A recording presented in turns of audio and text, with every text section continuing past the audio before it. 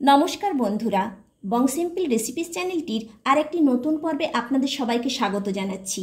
আজ আমি আপনাদেরকে ফুলকপি চিংড়ির রেসিপিটি বানিয়ে দেখাবো। খুব সহজেই বানাবো এবং খেতে খুবই সুস্বাদু হবে। তাহলে চলুন বন্ধুরা দেখে নিন আমি কিভাবে ফুলকপি চিংড়ি রান্না করেছি।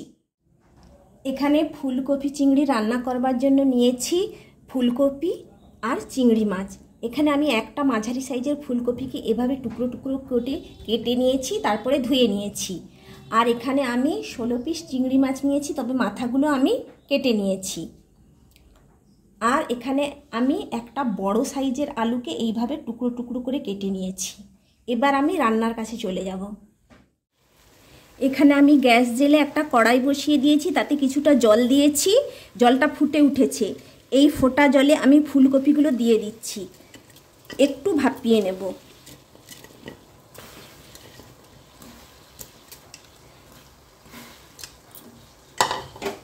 জাস্ট ফুটে উঠলেই আমি বন্ধ করে দেব।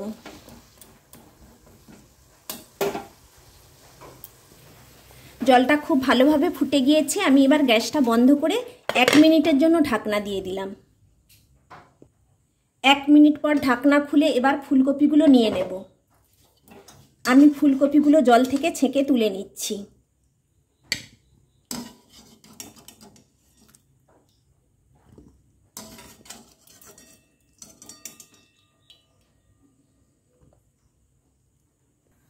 আবারও গ্যাস জেলে কড়াইটা বসিয়ে দিয়ে সর্ষের তেল দিয়ে দিচ্ছি।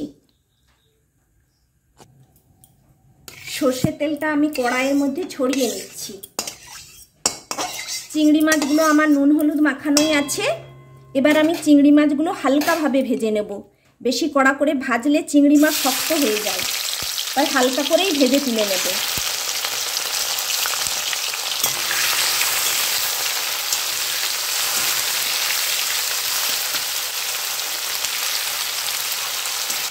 চিংড়ি মাছগুলো খুব হালকাই করে ভেজে নিয়েছি, এবার তুলে নিচ্ছি।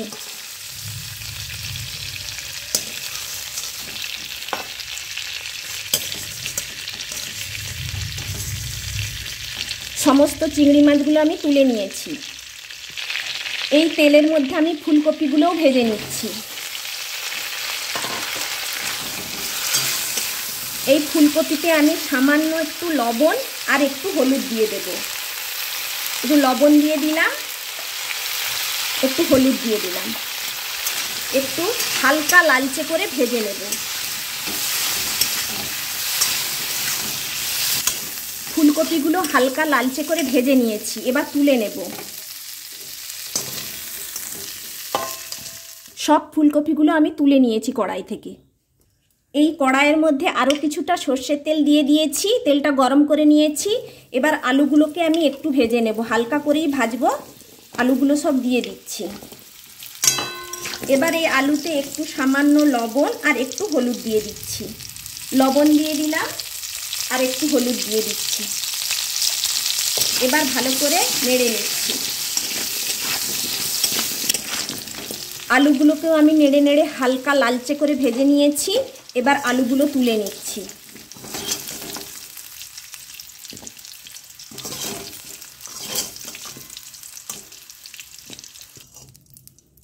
সব আলুগুলো আমি তুলে নিয়েছি।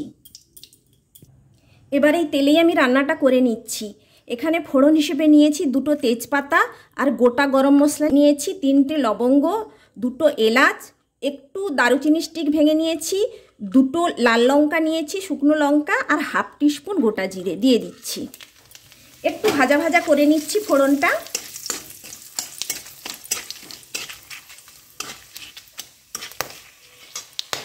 ফোড়ন একটু ভাজা ভাজা হয়ে গিয়েছে। এখানে আমি একটা বড় সাইজের পেঁয়াজকে পেস্ট করে নিয়েছি, দিয়ে দিচ্ছি। তো আপনারা পেঁয়াজ কুচিও দিতে পারেন।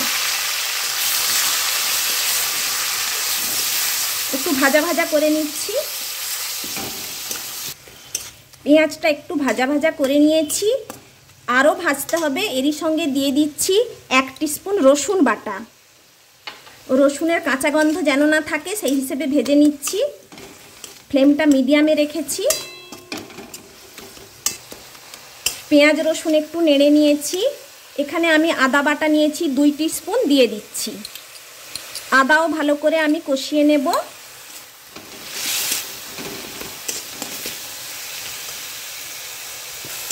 মশলা কষাতে কষাতে আমি কিছু গুঁড়ো মশলা দিয়ে দেব। এখানে আমি নিয়েছি 1 টিস্পুন হলুদের গুঁড়ো, 1 টিস্পুন জিরের গুঁড়ো, 1 টিস্পুন ধনিয়া গুঁড়ো, 1/2 টিস্পুন চিনি, স্বাদ অনুযায়ী লবণ আর 1/2 টিস্পুন লাল লঙ্কার গুঁড়ো সব কিছু দিয়ে দিচ্ছি।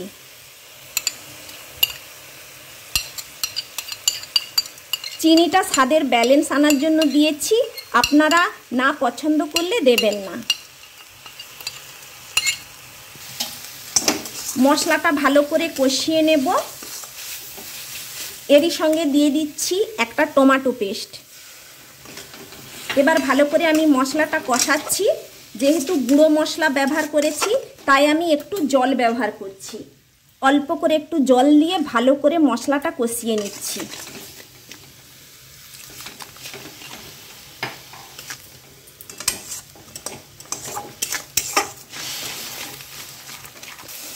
মশলাটা খুব ভালো করে কষিয়ে নিয়েছি, মশলা থেকে তেল ছেড়ে গিয়েছে। এবার আমি ভাজা সবজিগুলো দিয়ে দেব। ফুলকপি দিয়ে দিলাম, ভাজা আলুগুলো দিয়ে দিলাম, ভাজা চিংড়ি মাছও দিয়ে দিলাম। একসঙ্গে মশলার সঙ্গে কষিয়ে নেব। ভালো করে মশলার সঙ্গে মেখে নিচ্ছি সব সবজি আর মাছ। মশলার সঙ্গে সমস্ত কিছু ভালো করে আমি নেড়ে নিয়েছি। রান্নাটা গরম জলে করব তাই গরম জল দিয়ে দিচ্ছি।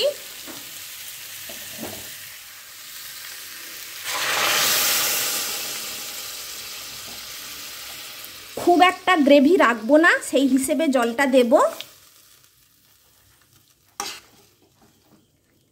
আর জল দেব না। এবার আমি 10 মিনিট ঢাকনা দিয়ে রান্নাটা করে নেব। ঢাকনা দিয়ে দিচ্ছি। ঢাকনা খুলে আমি 2টো চেরা কাঁচা লঙ্কা দিয়ে দিচ্ছি। এবার ফ্লেমটা মিডিয়ামে করে দিচ্ছি আর 10 মিনিট রান্নাটা করে নিচ্ছি। 10 মিনিট ধরে মিডিয়াম ফ্লেমে রান্নাটা করে নিয়েছি। মাঝে একবার আমি খুন্তি দিয়ে নেড়ে নিয়েছি। এবার আমি 1/2 টিস্পুন ঘি দিয়ে দিচ্ছি আর 1/2 টিস্পুন গরম মশলার গুঁড়ো দিয়ে দিলাম। আবারও ভালো করে নেড়ে নিচ্ছি। সব কিছু ভালো করে খুব সুন্দর সেদ্ধ হয়ে গিয়েছে। রান্নাটা আমার হয়ে গিয়েছে। এবার আমি গ্যাস বন্ধ করে দেব। বন্ধুরা, আপনারা যদি আমাকে হেল্প এবং সাপোর্ট করতে চান আমি রিকোয়েস্ট করছি আমার চ্যানেলটিকে সাবস্ক্রাইব করুন আর পাশে থাকা বেল আইকনটি অবশ্যই প্রেস করবেন। তাতে করে আমার দেওয়া নতুন রেসিপির নোটিফিকেশন সবার আগে আপনার কাছেই পৌঁছে যাবে। আমি এবার ঢাকনা দিয়ে 5 মিনিট স্ট্যান্ডিং টাইমে রেখে দিচ্ছি, তারপরে গরম গরম পরিবেশন করব। দেখুন বন্ধুরা, আমি ফুলকপি চিংড়ি রান্না করে নিয়েছি। দারুণ হয়েছে খেতে। গরম গরম ভাতের সঙ্গে এই ফুলকপি চিংড়ি দারুণ লাগবে খেতে। আপনারা এইভাবেই বাড়িতে বানিয়ে খাবেন আর কেমন হয়েছে আমাকে কমেন্টস করে জানাবেন। আমার এই রেসিপিটা যদি আপনাদের ভালো লেগে থাকে তাহলে লাইক শেয়ার কমেন্টস করতে ভুলবেন না। আর আপনাদের কাছে আমার চ্যানেলটিকে সাবস্ক্রাইব করার জন্য অনুরোধ রইল। আমি আবার কোনো নতুন রেসিপি নিয়ে আপনাদের কাছে হাজির হব। সুস্থ থাকবেন, ভালো থাকবেন। ধন্যবাদ।